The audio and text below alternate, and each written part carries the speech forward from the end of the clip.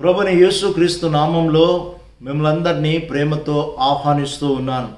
ప్రియులారా, యోనా గ్రంథం పరిశుద్ధ బైబిల్ గ్రంథంలో ఉన్న ఒక గ్రంథాలలో యోనా గ్రంథం ఒకటి. సాతానుకు ఇష్టం లేని గ్రంథాలు బైబిల్లో ఉన్నాయి.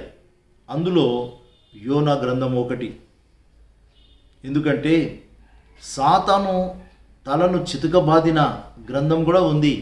అదే గ్రంథము ఆదికాండం గ్రంథం. శత్రువైన సాతానును నాశనము చేయడానికి మహిమానితునిగా రాబోతున్నాడు అని తెలిపే గ్రంథము దానియేలు గ్రంథము. అనగా సాతానుకు ఇష్టం లేని గ్రంథాలు యోనా గ్రంథము, ఆదికాండము, దానియేలు గ్రంథం. యోనా గ్రంథం విషయంలో కొంతమంది బైబిల్ పండితుల అభిప్రాయము చాలా వేరువేరుగా ఉంటాయి. యోనా ఇశ్రాయేల్ జాతికి నిదర్శనం, సముద్రము అన్య జాతులకు నిదర్శనం, చేప బబులోను చెరకు నిదర్శనం. బయటికి కక్కివేట ఎజ్రా కాలంలో ఇశ్రాయేలీయులు చెర నుండి దేవుని ప్రజలు తిరిగి వచ్చుటకు సూచనగా ఉన్నాయని అభిప్రాయం. ఏదేమైనా యోనా గ్రంథము వాస్తవంగా జరిగిన చరిత్రాత్మకమైనటి సంఘటన అన్న అభిప్రాయము సరి అయినది. యోనా గ్రంథము చరిత్రాత్మకమైనటి గ్రంథము ప్రియులారా. అలాగే యోనా కూడా చరిత్రాత్మకమైనటి వ్యక్తి, ప్రవక్త. 2వ రాజుల గ్రంథము 14వ అధ్యాయము 25వ వచనంలో యోనా యొక్క ఊరు, తన తండ్రి పేరు, అతడు ప్రవచించిన కాలం నాటి రాజు పేరు చరిత్రలో ఉన్నాయి. కాబట్టి యోనా గ్రంథము చాలా చాలా ప్రాముఖ్యమైనది. క్రీస్తు పూర్వము 800 నుండి 750 మధ్య కాలంలో ఈ యోనా గ్రంథము వ్రాయబడింది అని చరిత్రకారులు చెబుతూ ఉంటారు. యోనా గ్రంథంలో 4 అధ్యాయాలు ఉన్నాయి, 48 వచనాలు ఉన్నాయి. యోనా గ్రంథము ప్రభు యొక్క పునరుత్థానమును గూర్చిన సిద్ధాంతాన్ని ప్రబోధిస్తుంది. యోనా ఎంత అవిధేయత చూపించినా దేవుడు తన సంకల్పాన్ని నుండి తొలగలేదు. అనగా యోనా పట్ల దేవుని సంకల్పము తొలగిపోలేదు, నెరవేర్చబడుతూ వచ్చింది.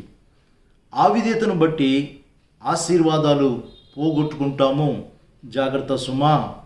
అపనమ్మకత్వాన్ని బట్టి దేవుడు యోనను త్రోసివేయలేదు. యోనను వాడుకోవాలనుకున్నాడు, వాడుకుంటూ వచ్చాడు. దేవుని ప్రణాళికలో, దేవుని చిత్తంలో, దేవుని ఉద్దేశంలో మనం ఉన్నప్పుడు దేవుడు మన ద్వారా ఏమి చేయించాలనుకుంటాడో అది తప్పకుండా జరిగిస్తాడు. ఎగ్జాంపుల్గా మనం చూస్తే యోనా గ్రంథమే. దేవుడు ఎంత మంచివాడో అంతే దండించేవాడు. 4వ అధ్యాయం 2వ వచనంలో యోనా గ్రంథము మనకు గొప్ప పాఠాన్ని నేర్పిస్తుంది. ఒక ఇశ్రాయేలుకే కాదు, అన్యజనులందరికీ కూడా యెహోవాయే దేవుడు అన్న గొప్ప సత్యాన్ని, గొప్ప మర్మాన్ని దేవుడు మనకు ఈ గ్రంథం ద్వారా బోధిస్తూ ఉన్నాడు. అలాగే యేసుక్రీస్తు ప్రభు అందరికీ, యేసుక్రీస్తు అందరికీ ప్రభువు. అందరూ అంతటా రక్షణ పొందాలి. ప్రియులారా, యోనా గ్రంథంలో 4 అధ్యాయాలు 48 వచనాలు ఉన్నాయి. ఈ యొక్క 4 అధ్యాయాలు యోనా 4 ప్రయాణాలు చేశాడని చూపిస్తూ ఉన్నాయి. యోనా అన్యజనులకు మిషనరీగా పంపబడ్డాడు. అలాగే పౌలు కూడా అన్యజనులకు మిషనరీగా పంపబడ్డాడు. యోనా, పౌలు జీవితాలు దగ్గరగా పోలిక కలిగి ఉన్నట్టుగా మనం చూస్తూ ఉంటున్నాం. ఎలా తెలుసా? ఇద్దరు కూడా సముద్ర ప్రయాణం చేశారు. యోనా సముద్ర ప్రయాణం చేశాడు, పౌలు కూడా సముద్ర ప్రయాణం చేశారు.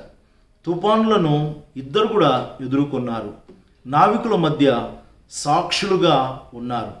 వారిని మరణం నుండి తప్పించారు.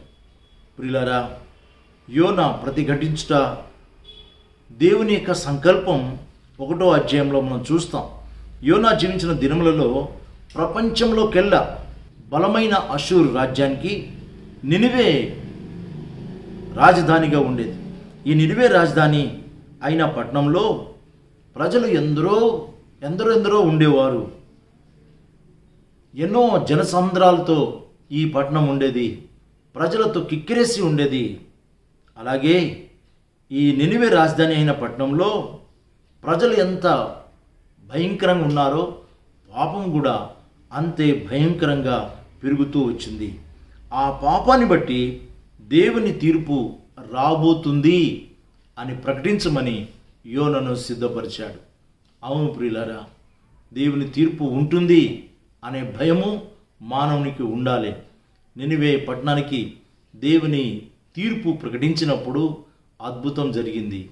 వారందరూ మారు మనసు పొందారు, పాపాన్ని ఒప్పుకున్నారు, నిజ దేవుని తెలుసుకున్నారు, దేవుని తీర్పు నుండి బయటపడ్డారు.